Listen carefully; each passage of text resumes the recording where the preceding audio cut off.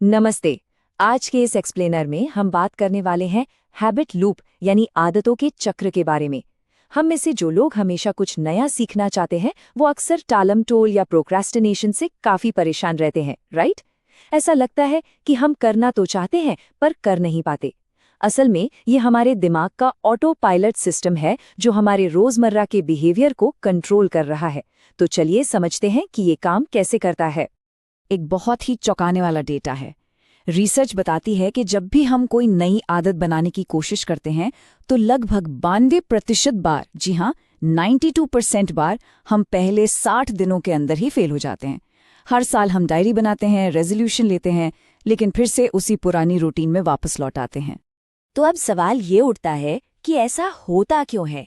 इतने समझदार और हाईली मोटिवेटेड होने के बावजूद हम बार बार डिजिटल डिस्ट्रैक्शन या पढ़ाई टालने जैसी बुरी आदतों का शिकार क्यों हो जाते हैं?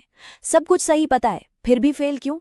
सच तो यह है कि इसका जवाब हमारी समझदारी में नहीं, बल्कि हमारे दिमाग की वायरिंग में छुपा है। आज के इस एक्सप्लेनर का पूरा एजेंडा कुछ इस तरह रहेगा।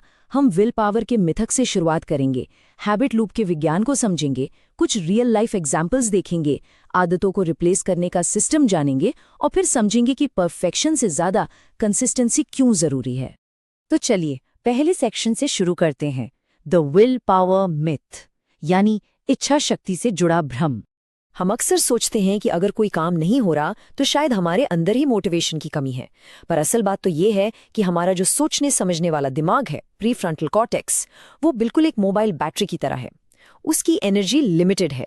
सिर्फ और सिर्फ विल पावर या अनुशासन के भरोसे अपनी आदतें बदलने की कोशिश करना, समझ लीजिए ये फेल होने की पक्की गारंटी है, क्योंकि हमारा दिमाग मोटिवेशन से नहीं, एफिशिएंसी से चलता है। अब आते हैं दूसरे सेक्शन पर, anatomy of the habit loop. अगर हम इसके पीछे की साइंस को देखें तो हमारी आदतें असल में दिमाग के बहुत गहरे हिस्से बेसल गैंग्लिया में चलने वाले न्यूरोलॉजिकल लूप्स हैं। ये हिस्सा हमारे कॉन्शियस डिसीजन से एकदम इंडिपेंडेंट होकर काम करता है, यानी पूरी तरह से ऑटो पायलट पर। यह हमारी जिंदगी को आसान तो बनाता है, लेकिन कई बार हमें गलत और नुकसानदायक पैटर्न्स में फंसा भी देता है। चार्ल्स डुहेग की रिसर्च इस साइकिल को बहुत ही शानदार तरीके से समझाती है। हर आदत 3 स्टेप्स में काम करती है। पहला है क्यू यानी ट्रिगर, जहां से आदत शुरू होती है। दूसरा है रूटीन यानी वो काम जो हम करते हैं, और तीसरा है रिवॉर्ड यानी वो इनाम जो हमारे दिमाग को बताता है कि हाँ, इस लूप को बार बार रिपीट करना है। दिमाग इसी तरह से सब कुछ ऑटोमेट करना सीखता है। Section 3, real life habit loops. चलिए देखते हैं कि असली जिंदगी में ये चीजें कैसे काम करती हैं। जैसे अगर हम फोन की लत की बात करें, हमारा दिमाग बड़ी चालाकी से हमें यकीन दिलाता है कि बस एक रील देखने से हमारी बोरियत दूर हो जाएगी, और फिर हम घंटों स्क्रॉल करते रह जाते हैं। आदत बदलने का गोल्डन रूल ये है कि ट्रिगर और रिवॉर्ड को वही रहने दें, बस अपना रूटीन बदल दें। जब भी बोरियत महसूस हो तो फोन उठाने के बजाय थोड़ी देर टहल लेना या कुछ नया रिवाइज कर लेना एक बहुत ही बेहतरीन ऑप्शन है। बोरियत भी दूर होगी और एक असली प्रोग्रेस वाला रिवॉर्ड भी मिलेगा। इसे एक और आम समस्या से समझते हैं, स्ट्रेस ईटिंग। जब भी एग्जाम या काम का बहुत ज्यादा स्ट्रेस होता है तो हमारा ऑटो पायलट सिस्टम तुरंत किसी कंफर्ट फूड या जंक फूड की तरफ भागता है।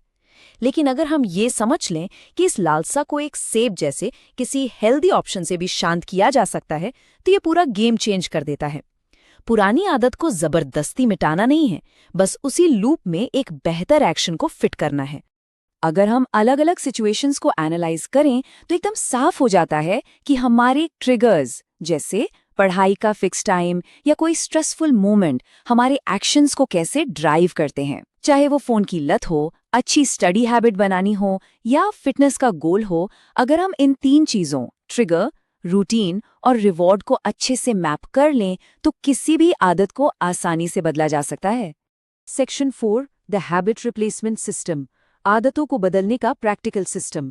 चूंकि हम अपने दिमाग के न्यूरल पाथवेज को किसी कंप्यूटर फाइल की तरह बस डिलीट नहीं कर सकते, इसीलिए हमें बुरी आदतों को चालाकी से रिप्लेस करना पड़ता है।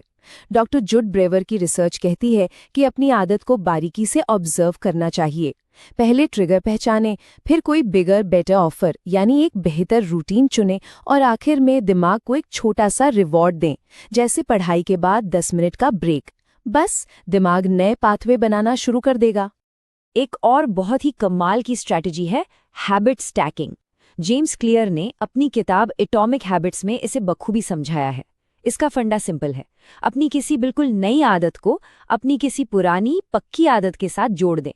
जैसे सुबह कॉफी कप में डालते ही तुरंत अपने फ्लैश कार्ड्स रिवाइज करना। कॉफी पीने की आदत तो पहले से ही पक्की है ना, तो उसके साथ पढ़ाई की नई आदत चिपकाना बहुत आसान हो जाता है। चलिए आगे बढ़ते हैं सेक्शन 5 पर, प्रॉज कॉन्स एंड मिस्टेक्स। जब हम मोटिवेशन के बजाय इस तरह के सिस्टम पर भरोसा करते हैं तो हमारे अंदर एक ऐसा डिसिप्लिन आता है जो पूरी तरह से ऑटोमेटिक होता है और लंबे समय तक टिकता है। हालांकि हमें ये भी मानना पड़ेगा कि शुरुआत में इसके रिजल्ट्स काफ़ी धीमे लग सकते हैं और इसके लिए थोड़ी अवेयरनेस भी चाहिए होती है। ये कोई जादू की छड़ी नहीं है, बल्कि एक पक्का साइंस बेस्ड प्रोसेस है। हम लोग अक्सर कुछ कॉमन गलतियां कर बैठते हैं, जैसे एक ही साथ 10 नई आदतें पालने की कोशिश करना या फिर परफेक्शनिस्ट बनने के चक्कर में पड़ जाना। किसी भी पुरानी आदत को पूरी तरह से हटाने की कोशिश करना तो मानो पुराने पैटर्न्स में वापस लौटने का पक्का रास्ता है। रूल एकदम सिंपल है, रिप्लेस करें, इरेज नहीं, और एक बार में सिर्फ 1 से 3 आदतों पर ही फोकस करें। और अब हमारा आखिरी सेक्शन, कंसिस्टेंसी ओवर परफेक्शन। हम अक्सर सोचते हैं कि अगर एक दिन भी जिम या पढ़ाई छूट गई तो सारी मेहनत पानी में मिल गई, लेकिन साइंस कुछ और ही कहता है। यूनिवर्सिटी कॉलेज लंदन की रिसर्च ये साबित कर चुकी है कि अगर हम एक दिन चूक भी जाते हैं तो उसका हमारी लॉन्ग टर्म हैबिट बनने की प्रोसेस पर कोई असर नहीं पड़ता, क्योंकि बेसल गैंग्लिया में जो न्यूरल पाथवेज बन चुके हैं वो एक दिन के गैप से रातों रात गायब नहीं होते। यहीं पर काम आता है नेवर मिस ट्वाइस, यानी कभी 2 बार लगातार ना चुकने का रूल। एक बार गलती होना बहुत ही नॉर्मल ह्यूमन चीज है, उसे एक स्लिप मान सकते हैं, लेकिन अगर हम लगातार 2 दिन वही गलती करते हैं तो वो एक नए अनचाहे पैटर्न की शुरुआत बन जाता है। ये रूल हमें परफेक्शन के जाल से निकालकर एक कंटिन्यूअस प्रोग्रेस की तरफ ले जाता है। तो ये सारी बातें हमें एक बहुत ही पावरफुल थॉट पर लाके छोड़ती हैं।